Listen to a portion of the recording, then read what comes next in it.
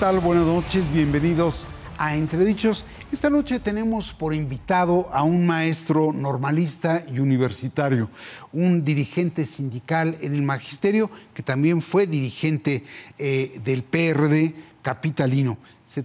Fue diputado federal, fue también colaborador, incluso secretario particular de Andrés Manuel López Obrador, asambleísta en el entonces Distrito Federal, de donde fue desaforado, y es actualmente dirigente del Movimiento Nacional por la Esperanza y desde luego militante de Morena. Se trata de un político polémico que se reinventó por completo tras haber sido encarcelado en el 2004 para ser liberado al año siguiente, en 2005.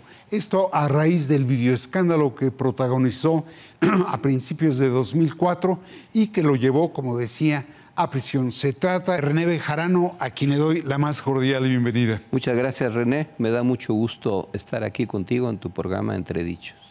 Con la mayor brevedad y la mayor objetividad posible, ¿cuál es el balance que hace del sexenio? Pues creo que en términos generales es positivo. Desde luego hay asignaturas pendientes o temas que no se concretaron totalmente, pero se puede medir de muchas maneras y hay que apelar a la objetividad, como bien dices, porque hay dos tipos de discursos en este asunto. Uno que es totalmente apologético, es decir, todo está bien, no hay nada malo, y también la parte contraria de que todo está malo, todo se hizo mal y nada está bien.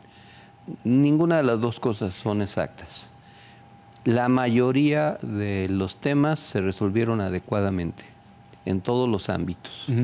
Claro que hay asuntos que todavía le van a faltar para atenderse, pero creo que el saldo se refleja en que la gente sigue mostrando un nivel de aprobación al presidente, lo cual es insólito, de más del 70%.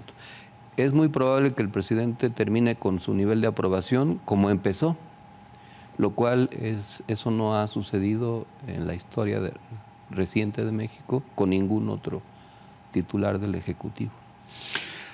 Usted me corrige. Alcancé a concluir que no lo ve desde el 2004. Sí, así es. Pero que sostiene una comunicación ocasional indirecta con él. Pues somos personajes públicos, lo que él hace, lo que él dice, lo que yo hago, lo que yo digo, tiene que ver. Hay temas que por su importancia requieren de opiniones. Yo hablo con muchos líderes, funcionarios, gobernadores, dirigentes sociales, legisladores, que eventualmente tienen relación también con el presidente, y yo creo que se toma nota de las opiniones que uno tiene y también yo tomo nota de las opiniones que él tiene. ¿Son puentes? Veía que usted se refería a Gabriel García, se refería también a Jade Kolpolemsky. ¿Son puentes en la comunicación entre usted y el mandatario? No son puentes formales. No hay una delegación o un enlace formal designado, sino como es lógico en la lucha política, en el trabajo social, en lo que se hace, pues hay referencias, hay veces que uno acude a alguna entidad, hay opiniones en torno a alguna candidatura, hay movilizaciones que a veces se encabezan y que afectan de manera directa o indirectamente el devenir de la función pública y se tienen que tomar en cuenta. De esa manera, y también pues se toma nota de lo que uno opina o de lo que opinan otros actores. Si tal o cual actor muestra preferencias en torno a una precandidatura gubernamental, pues eso se toma nota y es una referencia. Y también las críticas que eventualmente pudieran haber, o las sugerencias, o las propuestas, o incluso la información, porque muchas veces a los líderes nos llega información que es importante compartirla. A veces públicamente, otras no tanto. Ahora, usted me dijo que sin incurrir en la apología, pero tampoco sin incurrir en la diatriba, el saldo es positivo. Destaque tres cosas, por favor, y destaque tres pendientes en el sentido contrario. Pues se avanzó mucho en seguridad, sin duda, en seguridad. A pesar de todas las dificultades, Pero claro, falta mucho. Y confío en que con el nuevo secretario se pueda avanzar sobre todo en temas de inteligencia policial, para que así como en la Ciudad de México se desarticularon muchos grupos delictivos y se disfruta de una relativa paz social, esto mismo pueda suceder en el resto del país. En materia educativa, se avanzó con respecto a la mal llamada reforma educativa, pero también pues quedaron muchos temas pendientes. Hay asuntos en la educación básica, media superior, incluso en la educación superior, en el mejoramiento de las condiciones laborales y salariales de muchos maestros, sobre todo a nivel medio superior y superior, que requieren alejarse de la precarización. Y desde luego, en tema social y combate a la desigualdad y a la pobreza se avanzó mucho, pero hace falta volverlo estructural, que no solo dependa de los programas sociales asistenciales, sino que la sociedad se estructure económicamente de tal manera que la gente tenga un nivel de ingreso mejor. Eso implica elevar más los salarios, las condiciones salariales y generar una economía mucho más sólida, con un nivel de producción mucho más alto, que permita que haya un nivel de consumo también más alto y que el nivel de vida de la gente suba, no solo dependiendo de los programas asistenciales, que son muy importantes, sino ya por su ingreso, por su salario. El nudo gordiano es el empleo, ¿eh? El empleo, que no está mal para como estaba en este país, pero hay que elevarlo, pero también hay que elevar más el ingreso, los salarios. Ahora, René, a usted le tocó acompañar al presidente, al hoy presidente, debo decir, en las duras, pero no en las maduras. ¿Qué sabor de boca le deja eso? Pues yo tengo una gran satisfacción porque soy un dirigente social de izquierda. Empecé a los 15 años, cuando allá por el lejano 1971 era estudiante normalista y éramos muy radicales. Me tocó participar con los grupos espartaquistas que dirigían entonces José Revueltas y otros. Y desde entonces a la fecha he luchado en la izquierda. Y lograr que ahora la izquierda sea gobierno es una gran satisfacción. Y se disfruta no solo en el terreno personal, subjetivo, que siempre cuenta, sino en el terreno de los otros, de la otredad, de los que somos los demás. Y yo veo que hay un éxito social y político compartido en el que yo me siento parte y que pues estoy por ende, repito, muy satisfecho. Ahora, dicho con cierta envidia, en el 2023, el 21 de junio de 2023, hace más de un año, estuvo usted en Café Milenio y ahí dijo que la estrategia que se debería de seguir era la de anclarse a la izquierda y correrse al centro para tratar de recuperar a quienes ya no estaban con ustedes e incluso quienes estaban contra de ustedes.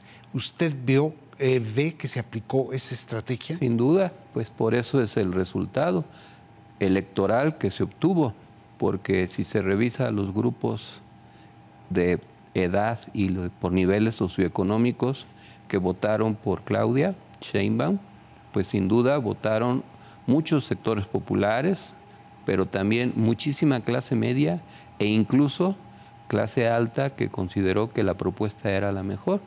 Acabo de estar en Yucatán con un amigo empresario muy progresista que se autodefinió como chaifí, es decir, una mezcla entre chairo y fifí. Sí. Ojalá haya más chaifís en México, porque hace falta una conciliación nacional y yo creo que el mensaje que mandó Claudia sirvió para eso. Se conservó la base social progresista y de izquierda, pero se logró atraer a sectores que eventualmente no estaban con nosotros y que votaron a favor, porque Claudia obtuvo un porcentaje superior de votos al que obtuvo Andrés Manuel 6 años antes, y el caudal absoluto y porcentual es muy superior, 60%, que es insólito, contra el 53% de Andrés Manuel. Ahora, como estrategia electoral funcionó, pero como estrategia política no hay una suerte de deslealtad con los sectores de clases medias que se volvieron a acercar a Morena y ahora le plantean un cambio radical? Pues el cambio radical es lo que la gente quiere, es un cambio de raíz, depende en qué. Si la radicalidad no deja de tener objetivos. Cuando hay un mal que conviene arrancar de raíz, eso es ser radical. Cuando hay que hacerlo gradualmente, porque así es lo que se indique, pues esa es la estrategia política. No, yo creo que mucha gente quiere cambios radicales en algunos temas, por ejemplo en seguridad.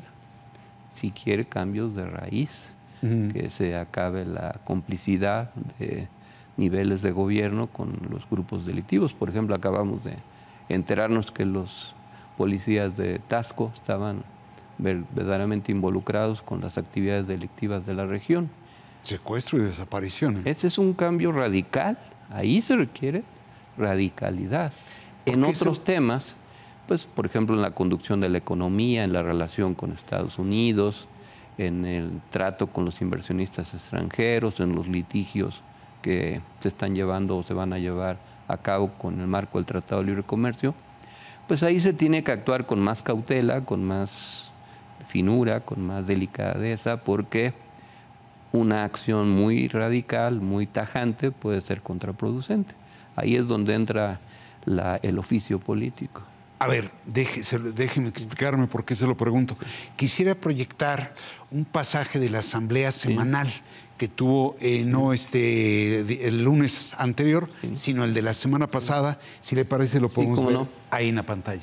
Lo que es importante ahora como mensaje a destacar es lo que está en juego en estos meses. Hay coyunturas especiales que uno no debe perder de vista y que son fundamentales para el devenir histórico de nuestra nación. Y me refiero a lo que va a suceder en los próximos meses, de aquí a fin de año, y que puede permitir, y lo digo sin mayor reticencia, un cambio de régimen. Los opositores denuncian que lo que queremos es cambiar el régimen, y pues sí queremos cambiar el régimen, pues si no, ¿para qué tanto esfuerzo? ¿Para qué tanta lucha? Ahí está su dicho. Usted dice que hay opositores que denuncian que quieren cambiar el régimen y usted dice, claro que queremos cambiar el régimen. Pero ahorita me dice que hay que ser radicales en algunas materias, no dijo graduales, pero se dijo cautelosos en algunas otras materias. ¿Cuál es la definición? ¿Quiere cambiar un régimen gradualmente, radicalmente? Hay ámbitos y asuntos que requieren un cambio radical que se necesita para poder hacer otros cambios graduales. Es decir, nada es absoluto. Por decir algo, vamos a hablar de seguridad, que es uno de los temas principales. Ahí me sorprende que me diga usted que ve un avance. Yo no lo veo.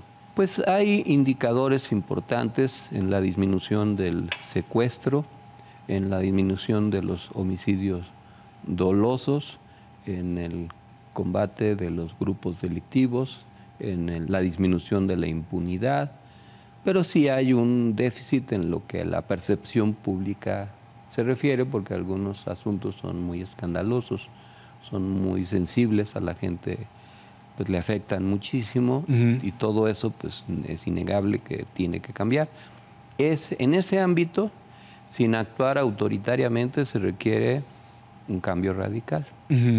Para que ese cambio radical exista, hace falta un cambio en el Poder Judicial. Porque radical. Sí, porque el Poder Judicial, desafortunadamente en México, se ha venido comportando en muchos casos como cómplice o propicio o proclive a beneficiar a grupos delictivos o a dejar en la impunidad a muchos grupos delictivos, y ejemplos hay de sobra. ¿Se requiere un cambio en ese ámbito? Sí. ¿Se requiere una modificación en ese sentido? Sí, porque se necesita un modelo de justicia más cercano a la gente, más eficiente y más vinculado a lo que la ley Fíjese, dice. René, coincido Sí. con usted. Sí. Yo sí creo que se requiere un cambio en el aparato, en el sistema de justicia, pero no estoy seguro que la reforma que propuso Morena sea la indicada.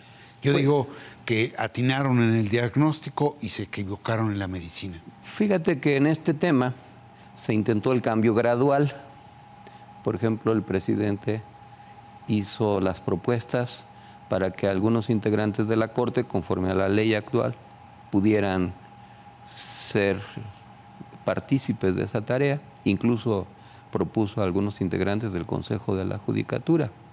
Pero a la hora de las definiciones, desafortunadamente, no hubo una correspondencia con respecto a casos muy notables, muy notorios, con respecto a incumplimiento de obligaciones fiscales, por poner un ejemplo, y no solo en ese tema.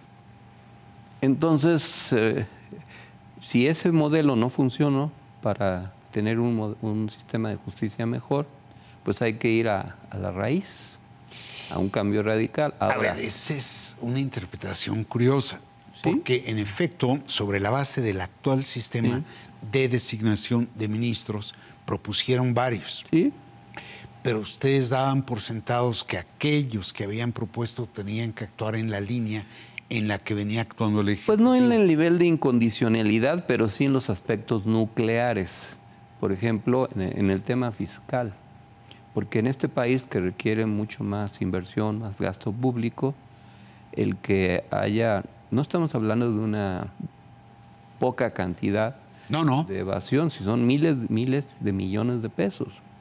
Y que la Corte no sea leal a la gente, porque no es al presidente, no es dinero para el presidente, es para la gente.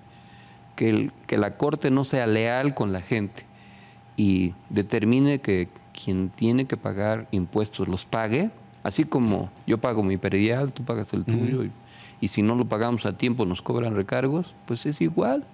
¿Pero por qué hay privilegios? Pues porque hay un sistema judicial que no es justo. Y entonces se necesita una modificación en la integración de ese poder. Y cuando hablamos de un cambio de régimen es que no se trata solo de llegar al gobierno, sino se trata de tener control del poder del Estado. Y una de las partes del Estado es el poder judicial, para que funcione armónicamente el modelo que se quiere implementar. No es algo insólito. En la historia de México, por ejemplo, Ernesto Zedillo modificó de un plumazo la composición de la Corte, totalmente, incluso cuando él ingresó. Déjeme interrumpirlo ahí, porque usted maneja una idea que me impresiona. Usted dice que la cuarta transformación, como las tres primeras, debe de coronar su victoria llevando a la Constitución sus postulados, como ocurrió con la de 1824, 1857, 1917. Y ahí es donde debe de consagrar el cambio de régimen. ¿Es lo que estamos viendo? Sí, eso forma parte porque un cambio de régimen es un nuevo pacto social.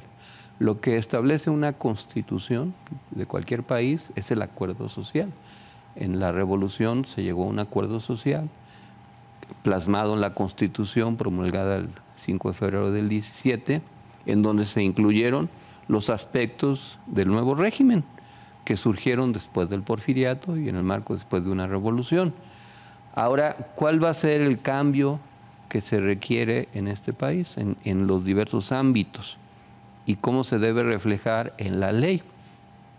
Hay que reformar el sistema de justicia, hay que reformar el sistema de salud, hay que incluir nuevos derechos, hay que adecuarse a la sociedad del siglo XXI, hay que hablar de los medios de comunicación, de la libertad de expresión, de la participación ciudadana, del nuevo sistema de partidos políticos, del nuevo sistema electoral, de la nueva manera de hacer las elecciones, de reducir el gasto electoral, de reducir las prerrogativas, de regresar al modelo que no preveía la reelección, por ejemplo, que ese es un tema importante, y otros muchos que forman parte de un nuevo acuerdo social, en donde no se trata de imponer un modelo autoritario, sino de lo que la gente quiera, en materia también de libertades democráticas, de los derechos de los pueblos originarios, de los grupos vulnerables, de las comunidades lésbicos, gays, etcétera. Me está diciendo que la reforma constitucional del Poder Judicial es apenas el primer paso de muchos otros cambios que se deben de hacer en la Constitución. Sí, o el otro modelo, una es hacer muchas reformas a la Constitución o convocar a redactar una nueva Constitución, porque esta Constitución que tenemos es un remiendo hecho cientos de veces de la Constitución del 17. ¿Usted se pronunciaría por una nueva Constitución? Puede ser. Hay dos maneras de llegar al mismo objetivo. En algunos países se han promulgado, se llegó a la conclusión de que era más fácil hacer una nueva Constitución que remendar la anterior. Ese es un camino. Otra es hacer muchas reformas. De cualquier manera, el objetivo es lo que importa, no la manera. Hay países en donde por ejemplo en Bolivia se avanzó en una nueva Constitución, pero en otros países no se logró, como en Chile, en donde no se pudo concretar por los factores políticos fácticos que existen allá. Pero se puede avanzar en algunas partes. O sea, usted me está diciendo que sea por la vía de la reforma constante, por decirlo de ese modo. O gradual y continua, sí. O por la vía de una nueva redacción. Sí. Hay que ir por otra Constitución. Hay que ir por un nuevo acuerdo social, que eso se plasma en una nueva Constitución. La Constitución es la expresión jurídica de un nuevo acuerdo social. Eso es donde todos aceptamos que esa es la ley y todos nos comprometemos a cumplirla. Y el Estado está garantizando que la ley se cumpla. Ya. Eso es lo que hay que hacer. Entonces hay muchos temas sobre los cuales hay que preservar derechos, pero en otros hay que ampliar derechos. En otros hay que acotar privilegios, sin acabar con garantías a los sectores sociales. Muy bien. Déjeme interrumpirlo ahí para ir a una pausa y regresamos con René Bejarano.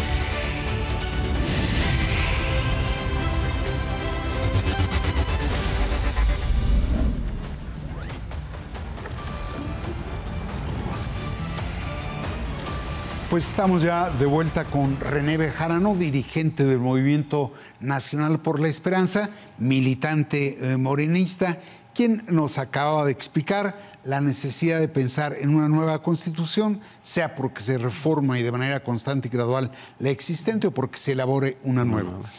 ¿No hay el riesgo, René, de que por precipitar esta idea que tiene usted, terminen echando abajo lo que lograron construir? Estamos hablando de 30 días muy difíciles. Pues yo pienso que estamos hablando de 90 días muy difíciles. 90. 90, es decir, los 30 que faltan para que el presidente López Obrador concluya su mandato y los 60 días siguientes a raíz de que Claudia tome el poder el 1 de octubre y cuando se acabe el año, digamos a principios de diciembre, porque por la ley el presupuesto se tiene que aprobar antes. Pero bueno, pueden ser 90 o 120 días, pero ese es el periodo, es este año, sí, lo que queda de este año. ¿Qué es lo que puede asegurar que esta transformación evolucione bien?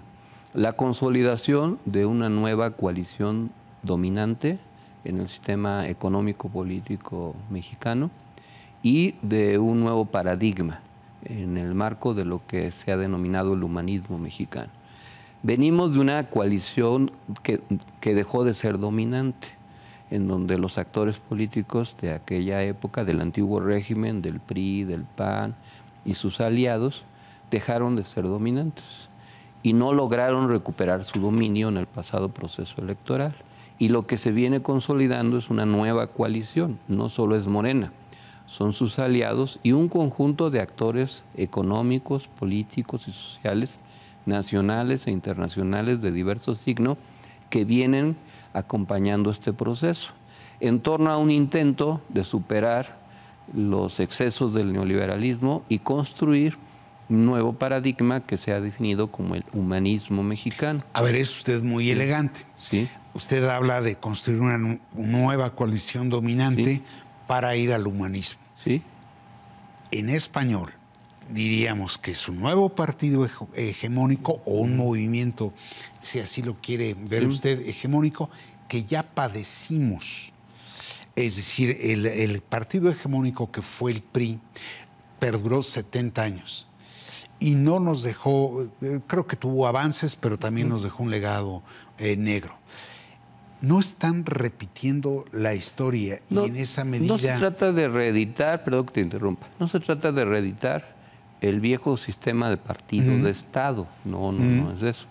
Pero en cualquier sociedad democrática es importante que haya una coalición dominante, porque el concepto de hegemonía no es una mayoría absurda y autoritaria. La hegemonía es una mayoría que tiene legitimidad y que apela al consenso. Eso es cuando algo es hegemónico, es decir, es algo que domina porque tiene la fuerza, pero también tiene la credibilidad y el convencimiento de la inmensa mayoría de la gente. Hay temas en donde la sociedad avanzó hegemónicamente.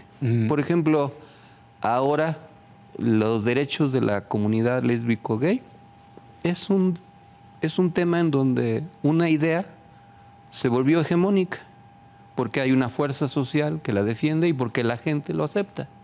Eso no era así hace 40 años. Había una homofobia bárbara en muchos ámbitos. Y así podría hablar de muchos ejemplos en donde cambió la manera de pensar. Lo que está sucediendo en México es que México está cambiando su manera de pensar y eso se refleja también en sus élites políticas. Que haya una coalición dominante no es un partido. Claro, una coalición requiere una fuerza central, un núcleo, pero el partido por sí mismo no es suficiente. Cuando hablo de la coalición me estoy refiriendo a sectores de las iglesias, a empresarios, a inversionistas extranjeros, a defensores de derechos humanos, a movimientos sociales, a poderes mediáticos de diverso signo, a instituciones educativas públicas y privadas, a una inteligencia, al aparato intelectual que toda sociedad tiene. Eso es una coalición dominante. Es cuando hay un conjunto de ideas expresada en personas que se vuelven dominantes en un momento. En la historia de México han surgido diversas coaliciones dominantes. En la época de la Reforma, pues fue la noción básica que encabezó Juárez, pero no fue Juárez solo. Ahora, y así podríamos repasar todos esos procesos. ¿Estamos en curso de crear esa coalición? Sí. Por eso es importante ver cómo actores políticos disímbolos que antes no compartían el proyecto, ahora sí lo comparten. Y por eso la amalgama que hay en Morena y sus aliados es de orígenes diversos. No es solo la izquierda, de los que venimos de la izquierda, es mucho más amplio. Y esto se va a ampliar más. ¿Por qué? Porque para que haya estabilidad, para que haya gobernabilidad, para enfrentar los retos, por ejemplo, en materia de seguridad, se requiere un gran consenso social, se requiere el acompañamiento de la sociedad, no basta con... Pero no veo esta disposición. No, claro que sí, claro que sí. Claudia es una mujer muy sensible y el equipo que está conformando es de alta calificación, incluye a personas muy capaces, con una gran sensibilidad social, con experiencia, algunos de ellos con gran preparación académica, pero también que tienen claro hacia dónde van. Y yo veo que aquí, por ejemplo, en la ciudad, se gobernó así. Sí, pero las condiciones en que le entregaron la ciudad era de otro partido, y las condiciones en la que el propio Morena le está entregando el gobierno federal verdaderamente son preocupantes. Yo veo que Claudia tiene mejores condiciones de cómo recibió Andrés el gobierno, Andrés Manuel, porque por ejemplo gobernábamos 4 ciudades, cuatro estados, ahora son 24. No teníamos mayoría más que en 2 o 3 congresos locales. Déjeme justamente, ya que está haciendo el recuento del poder acumulado que tienen, proyectar algo que dijo justamente en esa asamblea. Lo podemos ver ahí. Claro que queremos un cambio de régimen, pero por eso votó la gente. Por eso el presidente tiene 73% de aprobación. Por eso se gobiernan 24 entidades de la República. Por eso se tiene mayoría calificada en más de 30 congresos locales. Por eso se gobiernan más de 1000 municipios. Por eso hay una mayoría. ¿Y la debemos ejercer? Pues claro que hay que ejercerla. Ahora es cuando, dice un viejo refrán, es en este momento. Y no hay que titubear, aunque haya presiones de diverso tipo. Estamos ya ahí con su dicho, René, y en efecto tienen un tal cúmulo de poder sobre los poderes formales, pero no tienen ni control ni dominio sobre los poderes fácticos. Ese es el reto. ¿Cuál es el reto? El reto es que con la legitimidad y el consenso, los poderes fácticos de diverso signo, excluidos los poderes fácticos delictivos, eso sí hay que separarlos, pero el resto de los poderes fácticos, que son múltiples, variados y de gran influencia, puedan acompañar este proceso con diálogo, con negociación, con entendimiento. No lo han acompañado. Una parte de los poderes fácticos sí. ¿Cuáles? Pues algunas partes de los medios de comunicación, algunas partes de las iglesias, de las que hay muchas, y han acompañado. Hay un sector importante de la intelectualidad que sí ha acompañado. O sea, la intelectualidad no es solo la momentocracia, por ejemplo, sino hay un montón de intelectuales de muy diversos signos en toda la sociedad que están de acuerdo, votaron a favor. Sí, pero nada más que nuestros socios. El gobierno de Canadá, el gobierno sobre todo de Estados Unidos, ya ha manifestado inquietud por los cambios que y usted dice que hay que ejercer la mayoría a pesar de las presiones de diversa índole. Yo creo que el gobierno norteamericano, tanto el de Trump como el de Biden, y el gobierno canadiense están conformes con un buen gobierno en México. Y han habido entendimiento. Y yo creo que es lógico que haya preocupación por algunos intereses económicos que en el marco del Tratado de Libre Comercio pudieran verse afectados. Pero yo pienso que no se van a cometer abusos ni arbitrariedades. Lo que se va a hacer es evitar que algunos abusos, por ejemplo, si alguna empresa extranjera está contaminando, está dejando de cumplir con sus obligaciones, bueno, en el marco del Tratado de Libre Comercio está previsto cómo se puede actuar y el Poder Judicial puede influir en eso. Pero ahora no puede haber un Poder Judicial donde un juez decreta un amparo que impide el cumplimiento de una reforma constitucional. Un juez de distrito puede detener la decisión de un poder completo. Claro, hay normas que deben respetarse y yo no veo que la relación entre México, Estados Unidos y Canadá se haya deteriorado. Al revés, ha mejorado. Y si a los norteamericanos les preocupa el consumo de fentanilo, por ejemplo, hay que combatir la inseguridad y a los grupos criminales acá. Pero si les preocupa la migración, pues la mejor manera de reducir la migración es que haya empleos en México. A ver, pero usted... Y en Centroamérica. Está usando usted justamente 2 palancas de poder, de las cuales se ha valido el gobierno de Andrés Manuel López Obrador, justamente para lograr tener condiciones para negociar la relación.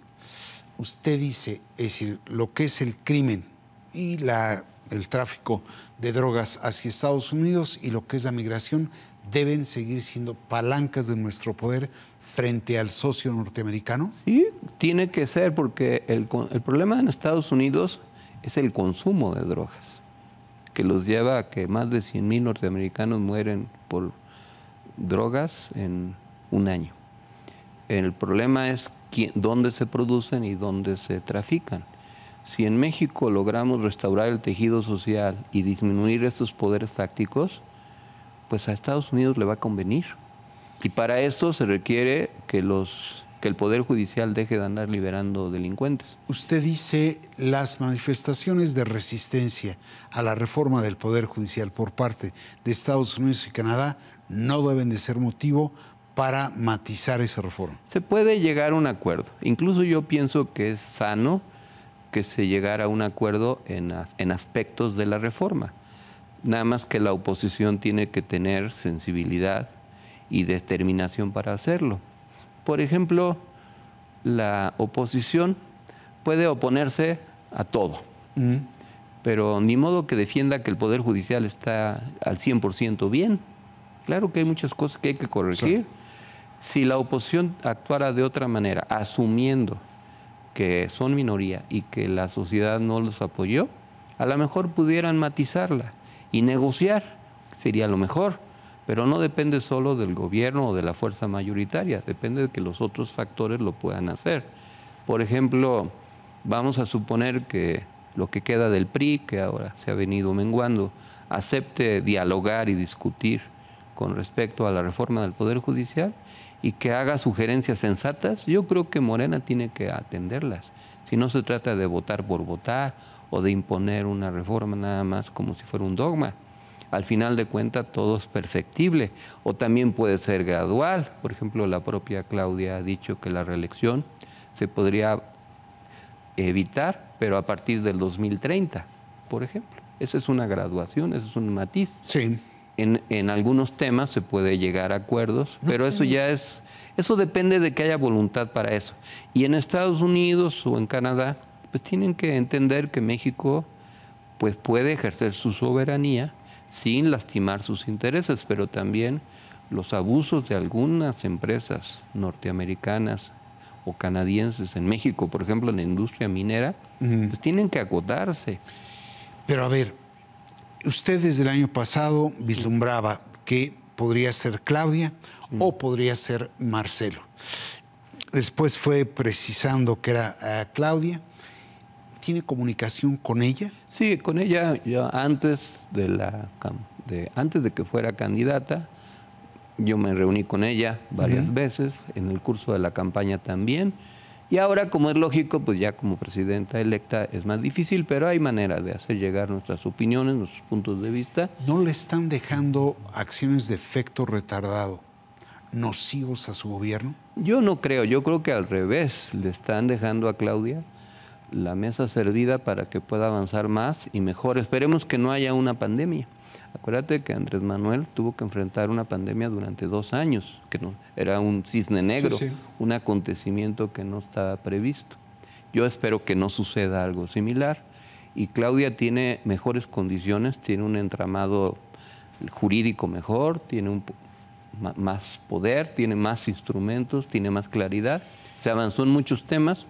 Claro, tendrá que asumir nuevos retos. Veremos cómo evoluciona la economía a nivel mundial, en el marco de la globalización, si hay recesión o no en el mundo, si eso nos afecta gravemente, en fin, son muchos temas, pero pues ya se verá.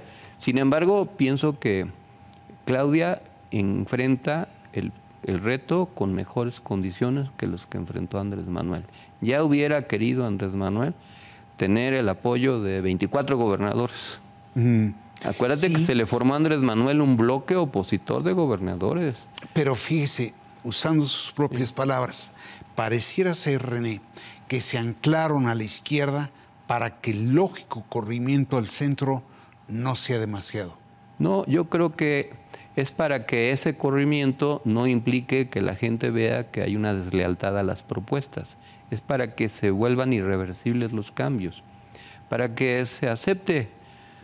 Por ejemplo, para que se acepte la pensión para las madres mayores de 60 años, se requiere un consenso social. Hubo una época en que la pensión para adulto mayor hubo oposición. Fox se opuso a la pensión para el adulto mayor cuando empezaba. Ahora, para que los cambios se vuelvan irreversibles en todos los terrenos, se requiere acuerdos, se requiere consenso. Y eso implica pues mucha sensibilidad. Por ejemplo, en materia educativa, hubo un debate en torno al contenido de los libros de texto gratuito. Pero voy a tocar un tema, la universalidad, el acceso gratuito de todos los que demanden educación a todos los niveles. Eso es un tema.